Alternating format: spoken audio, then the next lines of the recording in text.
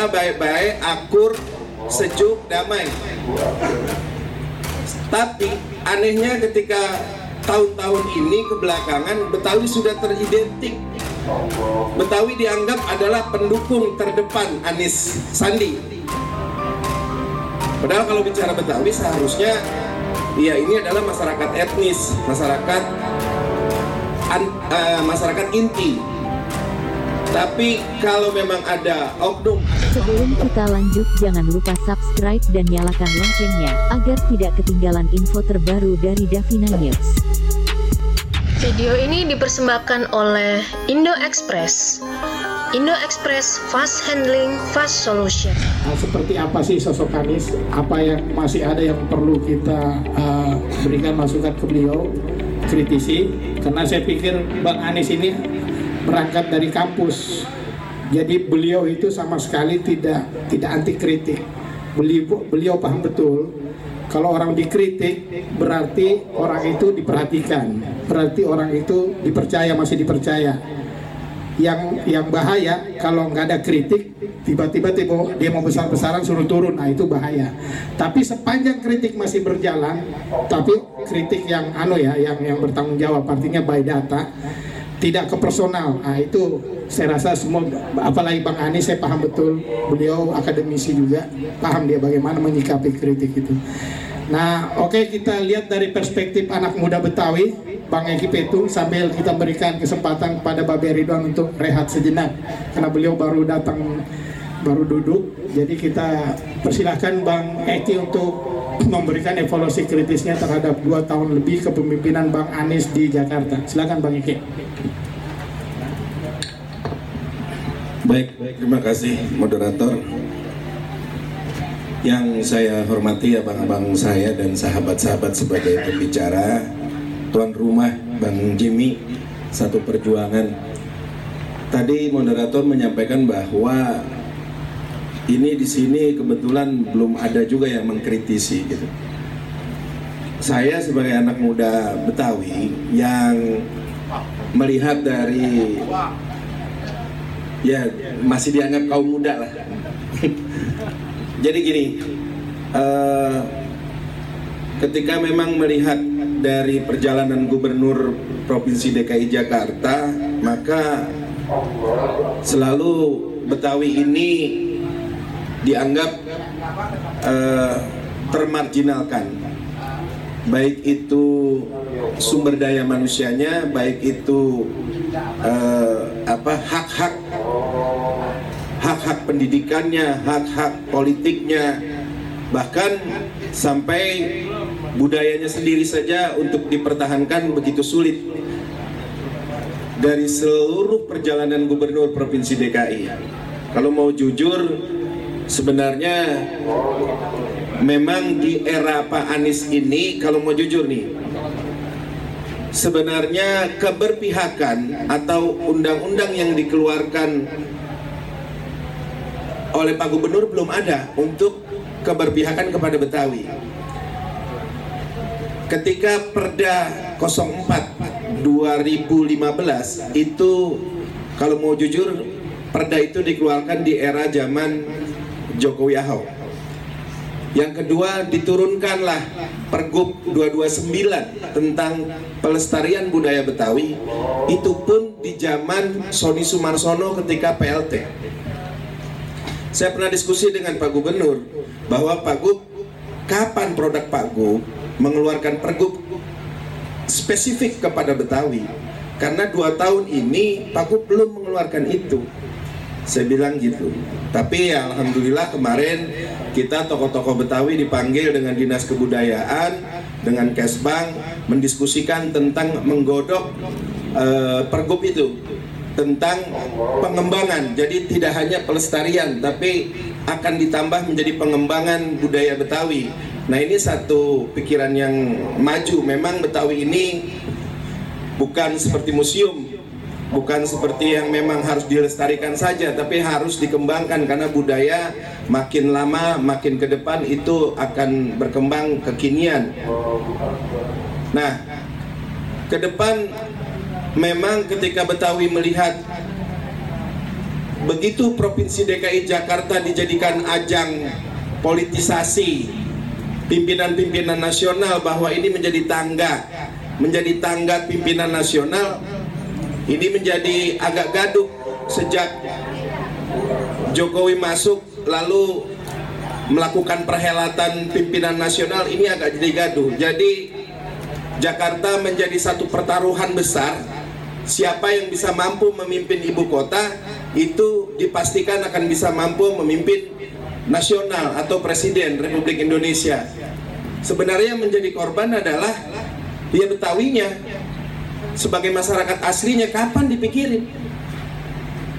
Artinya hanya menjadi ajang-ajang politik. Kita Betawi sejak lama nggak pernah protes, nggak pernah kritis, nggak pernah juga ingin menurunkan gubernurnya. Yang penting ente mimpin Jakarta, bangun Jakarta baik-baik, akur, sejuk, damai.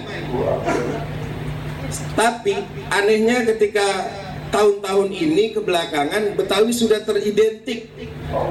Betawi dianggap adalah pendukung terdepan Anies Sandi. Padahal kalau bicara Betawi seharusnya ya ini adalah masyarakat etnis, masyarakat inti. Tapi kalau memang ada oknum, ada tokoh-tokohnya itu memang bermain dalam kancah politik, itu sah-sah aja.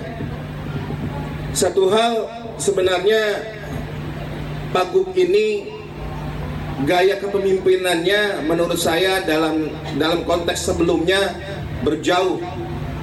Jadi Betawi pada saat kenapa terpanggil itu pada saat itu terpanggil dalam konteks politik ikut menurunkan gubernur sebelumnya karena persoalan perilakunya.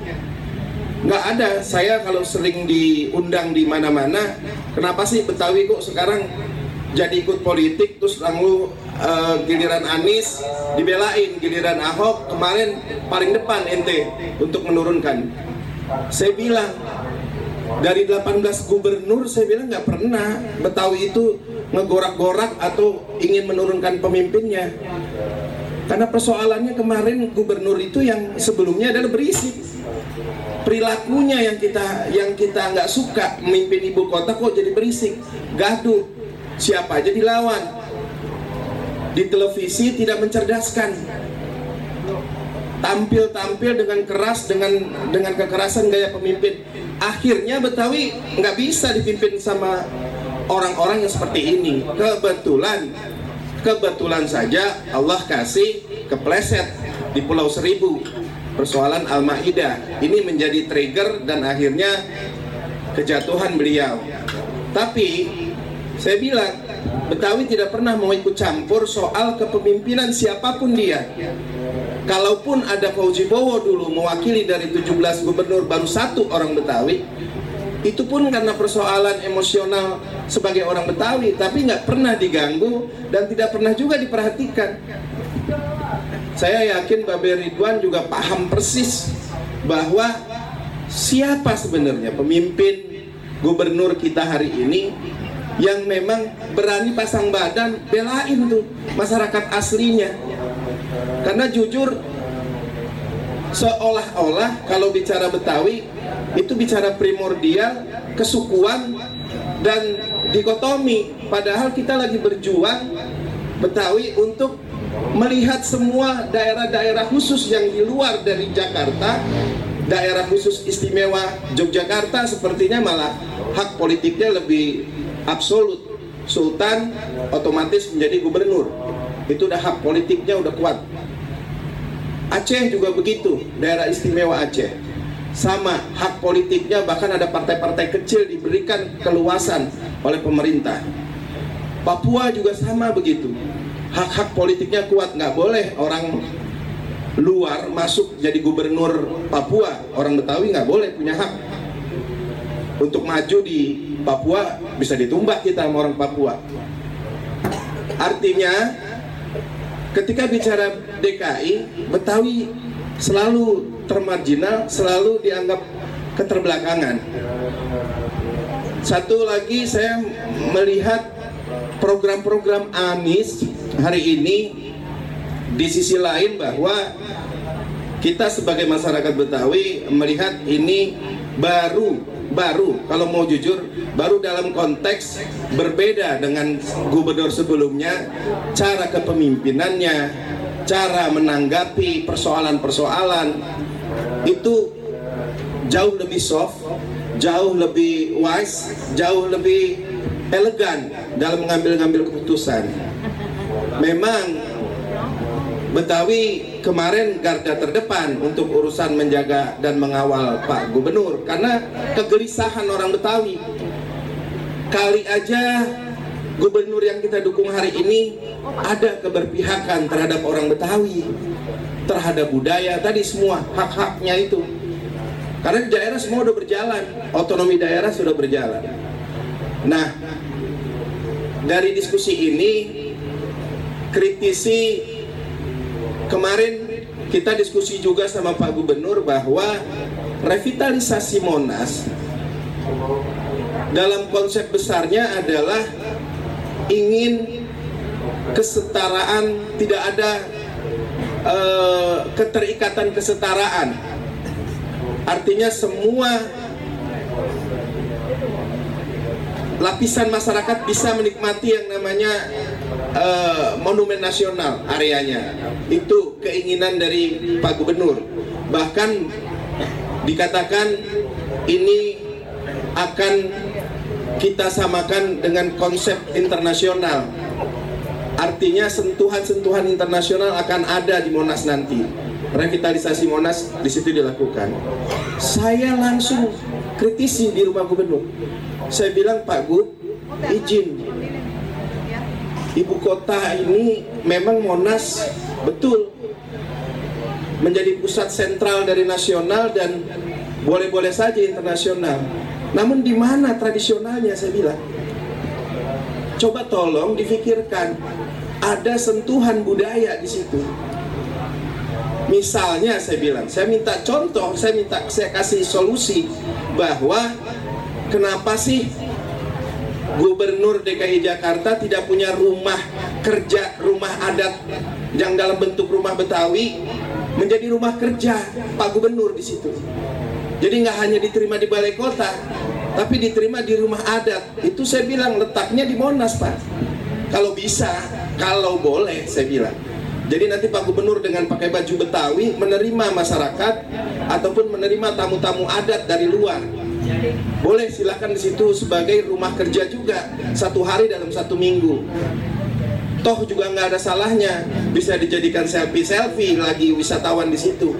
Dibangunlah rumah adat di situ. Saya nggak tahu pergubnya apakah boleh atau tidak di Monas itu. Pak Babe kira-kira mungkin barangkali tahu. Jadi bahwa sekali lagi baru lip service pemimpin hari ini dengan Betawi. Saya khawatir nanti gelombang kedepannya itu benar-benar akhirnya Betawi lagi-lagi hanya dijadikan komoditas, lagi-lagi hanya dijadikan politisasi.